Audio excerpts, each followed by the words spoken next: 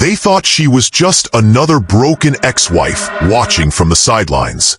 But when her billionaire ex-husband's new girlfriend decided to destroy her children and ruin her name, she had no idea she was about to face someone who built empires from nothing. One move. That's all it took.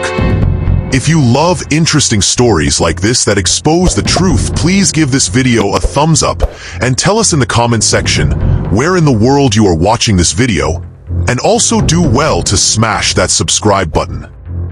Belinda Freeman sat in her empty Charlotte home, the silence echoing where her children's laughter once filled every corner. 3 years had passed since her world crumbled, yet the memory of that devastating period remained crystal clear. The house wasn't technically empty. The divorce settlement had allowed her to keep it.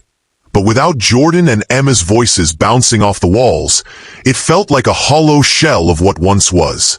12 years of marriage to Michael Thompson, one of the South's most powerful construction moguls, had ended not with explosive arguments or dramatic confrontations, but with the quiet dissolution of everything she'd built her life around. The transition from Mrs. Thompson, attending charity galas, sitting on museum boards, navigating the intricate social web of Charlotte's elite, to simply being Belinda again had felt like drowning in slow motion. But Belinda had possessed something that kept her anchored during those brutal first months. Her twins, Jordan and Emma, 10 years old then, had become her entire universe. She and Michael had managed to maintain civility throughout the divorce proceedings, both agreeing their children deserved better than parents waging war in courtrooms. They'd established a 50-50 custody arrangement, kept lawyers on retainer but rarely needed them, and genuinely believed they were handling their separation like the mature adults they pretended to be. While Michael continued expanding his construction empire, Belinda made a decision that would prove prophetic. She would build her own. Her fascination with technology, which had raised eyebrows at those fancy dinner parties during her marriage, suddenly became her lifeline. The master's degree in computer science she'd quietly earned while playing the perfect executive wife was no longer just an intellectual pursuit. It was her pathway to independence. Starting small, she began consulting for tech startups, helping them optimize their artificial intelligence systems. The work challenged her in ways she'd forgotten were possible. Digital Solutions Plus, her modest consulting firm, slowly gained traction. 2 employees became her foundation, and a growing client list became her proof that she could create something entirely her own. For the first time in years, Belinda felt authentic. Not someone's wife, not someone's mother, but herself. Then Ashley Madison arrived like a perfectly orchestrated storm. At 26, Ashley possessed the kind of calculated beauty that turned heads and opened wallets. Her blonde hair required more monthly maintenance than most people's salaries, and her smile could illuminate a room or, as Belinda would later discover, incinerate everything in its path. Michael introduced Ashley to the children on a Wednesday evening that would forever divide Belinda's life into before and after. Emma's tearful phone call that night revealed a confusion that pierced Belinda's heart. Her daughter couldn't understand why Daddy had brought home someone who looked like she'd stepped out of a magazine. Initially, Belinda tried channeling grace and maturity. When Michael announced his relationship was becoming serious, she offered congratulations. When Ashley began appearing at Jordan's baseball games and Emma's dance recitals, Belinda made polite conversation and complimented the woman's designer accessories. She even defended Ashley when her sister dismissed the newcomer as an obvious gold digger during their Sunday brunch. Belinda genuinely believed she was demonstrating evolved behavior, the kind of ex-wife who inspired positive articles about successful co-parenting after divorce. But Ashley had been orchestrating an entirely different narrative. The destruction began subtly, almost imperceptibly. Ashley would make observations about how challenging transitions could be for children from broken homes. Suggestions delivered with such apparent concern that any observer would believe she genuinely cared about Jordan and Emma's well-being. But Belinda noticed something others missed: a coldness in Ashley's eyes that contradicted her warm words, a calculating quality that suggested these conversations served purposes beyond simple concern. The first unmistakable warning emerged at Emma's school fall festival. Belinda had volunteered for the face-painting booth, a tradition she'd maintained since Emma started kindergarten. Ashley approached with Michael and the children, effusively praising Belinda's artistic talents before casually mentioning to nearby parents how therapeutic it must be for Belinda to stay busy during such a challenging time. That comment, delivered with surgical precision, transformed Belinda's volunteer work from community involvement into desperate attempts to maintain relevance in her children's lives. As Belinda scrubbed glitter paint from her fingernails that evening, a chilling realization crystallized. Ashley wasn't just Michael's new girlfriend. She was conducting reconnaissance, mapping Belinda's vulnerabilities like a general preparing for warfare. Within 2 months of that festival, Belinda's carefully reconstructed life began collapsing with mathematical precision. Michael, who had never missed a child support payment in 2 years, suddenly developed administrative delays. His assistant, who had known Belinda for over a decade, sounded uncomfortable explaining the situation. Michael's eventual response was cold and formal, stripped of any warmth. Financial advisors are reviewing all expenditures. You'll receive payment when appropriate. Custody arrangements that had remained stable suddenly required flexibility, but only in Ashley's favor. Michael needed the children for additional weekends to accommodate Ashley's family bonding activities. When Belinda requested schedule changes for Jordan's best friend's birthday party, she was told that consistency was paramount and alterations would be disruptive. The social assassination campaign launched simultaneously. Charlotte's elite social circles operated on gossip that traveled faster than wildfire, and suddenly Belinda found herself isolated. Lisa Parker, whose daughter shared Emma's class, became inexplicably distant during school pickup. Jennifer Lee, who had spent months trying to recruit Belinda for her book club, stopped returning calls entirely. The devastating moment came when Belinda overheard 2 women from the school's parent committee discussing how some people just can't handle divorce gracefully, and how desperation makes women do embarrassing things. The realization hit her like physical impact. Ashley wasn't playing games. She was orchestrating Belinda's social execution with surgical precision. But Ashley's masterpiece was her assault on Belinda's business. Someone had conducted thorough research, discovering that Belinda had worked 3 jobs during college and taken substantial loans to finance her education. While Belinda felt pride in her work ethic, Ashley weaponized this history as evidence of gold-digging ambition. Rumors began circulating that painted Belinda as a calculating woman who had trapped a successful man and now clung bitterly to his wealth. Clients began disappearing, not all at once, which would have been obviously suspicious, but gradually.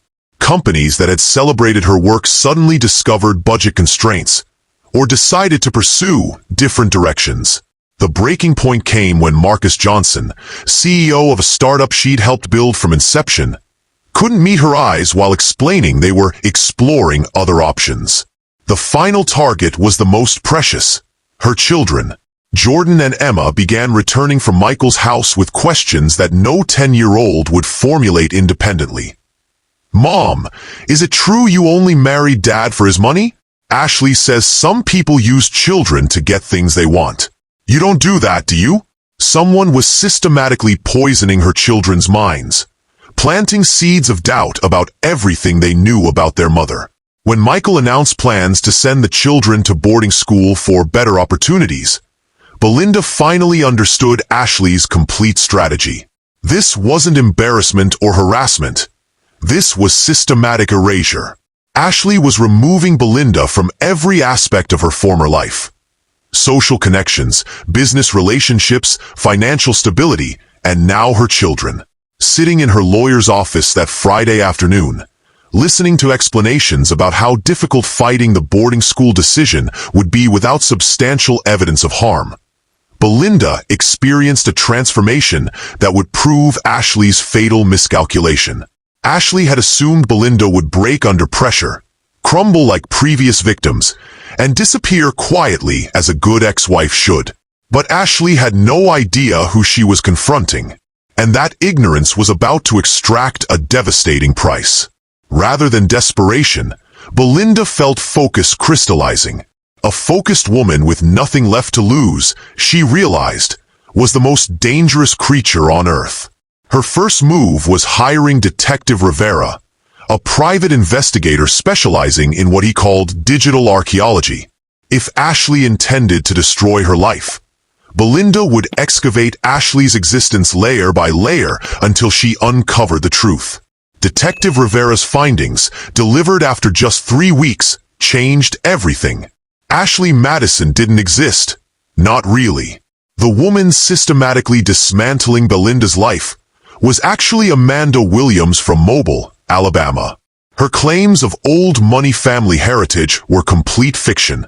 Her father wasn't a distinguished businessman, but a convicted felon serving 6 years in federal prison for charity fraud.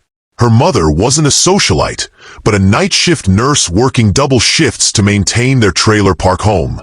More shocking was the pattern Detective Rivera uncovered. Amanda had executed this exact scheme twice before.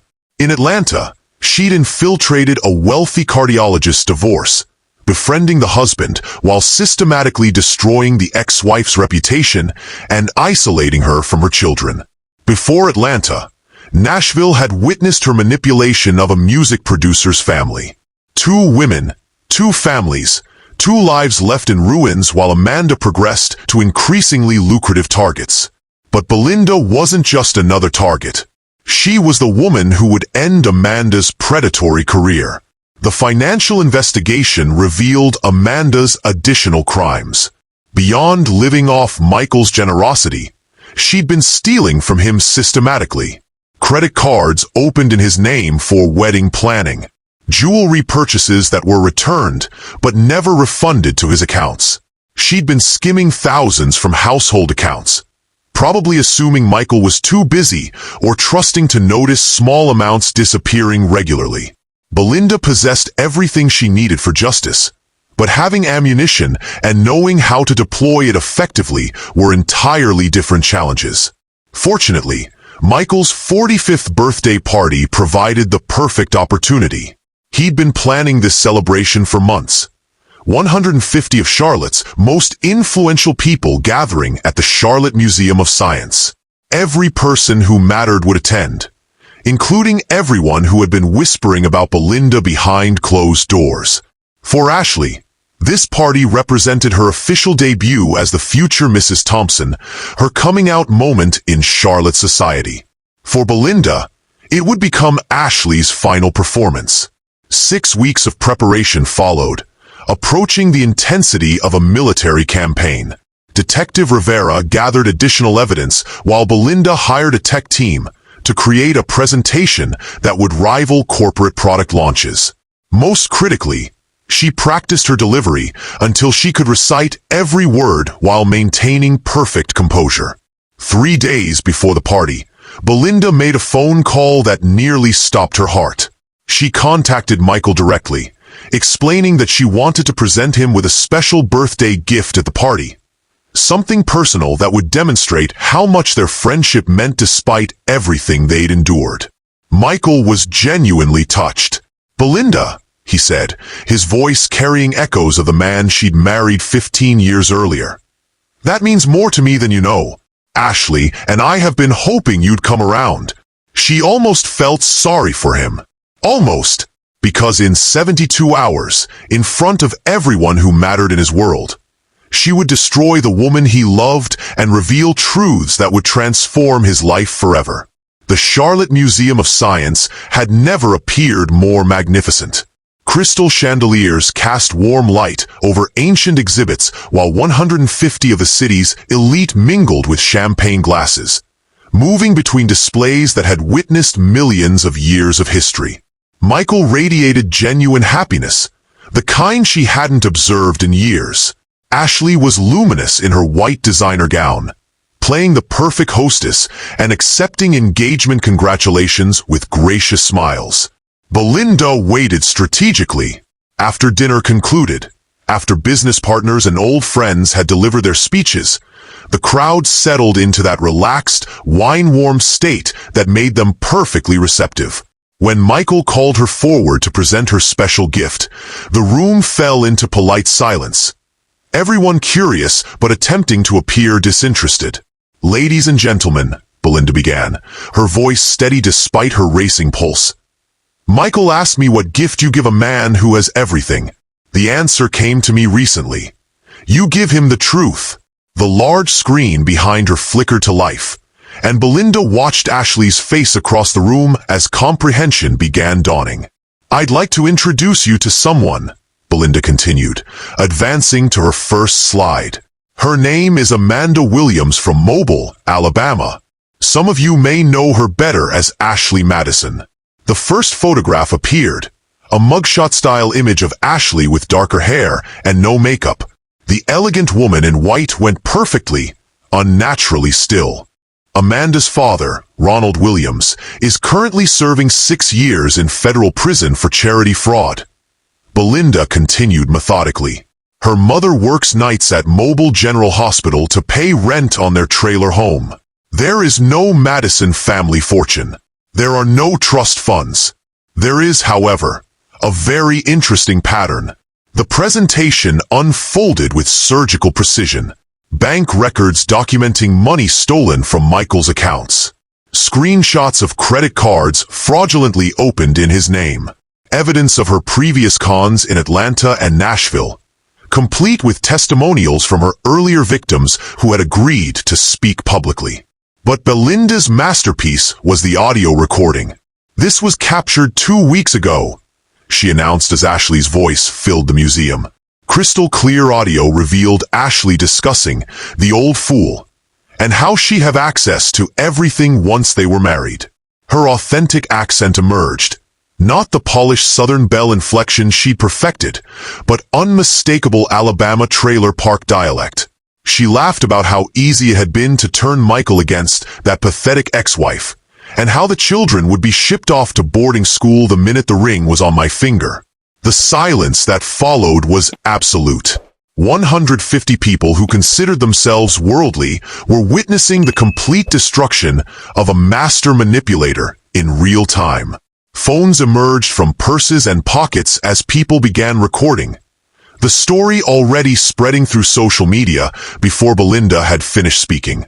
Michael's face transformed through shock, confusion, and finally settled into something Belinda had never witnessed: pure glacial rage. When the presentation concluded and lights returned to normal, Michael walked slowly toward Ashley, who was now visibly trembling. "Security," he called out, his voice carrying across the silent museum. "Please escort Miss Williams from the premises, and call the police." For months had passed since that night. Amanda was currently serving a 4-year sentence for fraud, identity theft, and grand larceny. The trial had made regional news, and her previous victims had finally received their justice. Michael had settled with Belinda privately, not just compensating for stolen money, but acknowledging what Ashley had put their family through. Belinda's business hadn't just recovered, it had exploded.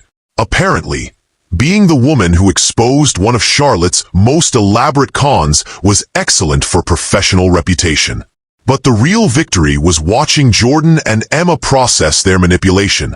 Children possess remarkable resilience, and once they understood what had happened, they were angry on their mother's behalf. Their relationship was stronger than it had ever been. Michael and Belinda would never be friends. Too much damage had been inflicted, but they had become effective co-parents again. He had learned valuable lessons about trust, while Belinda had discovered something even more important. Sometimes the best revenge isn't moving forward and living well. Sometimes justice requires ensuring that people who try to destroy you face consequences for their actions. Because karma doesn't always operate on its own schedule. Sometimes you have to give it assistance. And that was how Belinda Freeman had turned the tables on someone who thought they could destroy her life without facing any consequences. Sitting in her Charlotte home now, no longer empty, but filled with her children's laughter once again, she reflected on how perfectly everything had fallen into place. Ashley Madison, Amanda Williams, had thought she was playing chess while Belinda played checkers. She had no idea that while she was busy dismantling Belinda's social life and poisoning her children against her, Belinda was building a case that would expose not just her lies to Michael, but her entire criminal enterprise. The woman who thought she could erase Belinda from her own life was now a convicted felon, and every family she had destroyed before finally received their justice. Sometimes, Belinda had learned, you don't wait for karma to catch up. Sometimes you have to become karma's delivery service.